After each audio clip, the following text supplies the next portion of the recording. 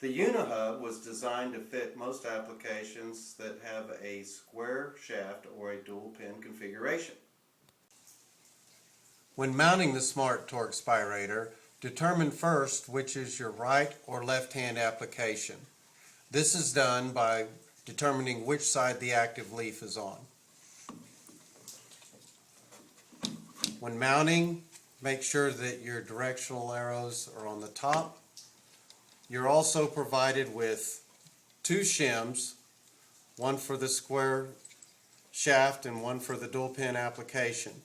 If not utilizing a SmarTork bracket,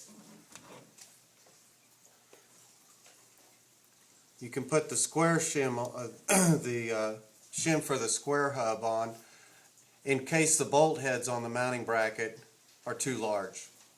This will bring it away from the door.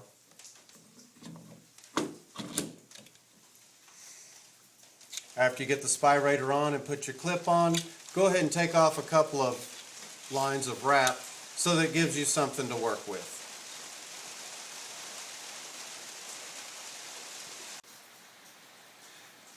When fastening the line, you can either loop it over your screw or your S-hook or your pin at your fastening point, or you can pull it through and run it back through the squeeze-on connector.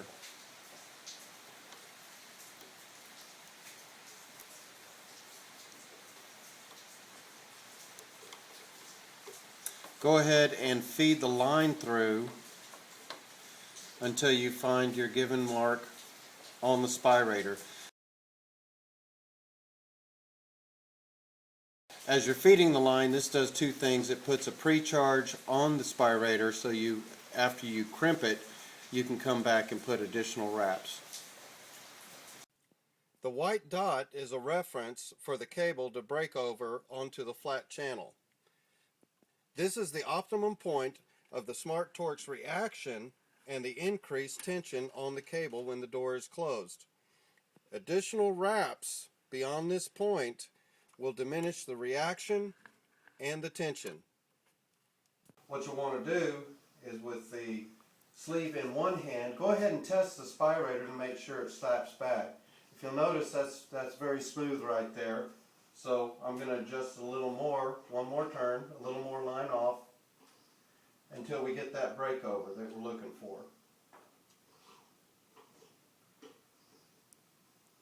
Slide up the sleeve, crimp it, test it one more time, you'll feel that breakover. It'll pop back.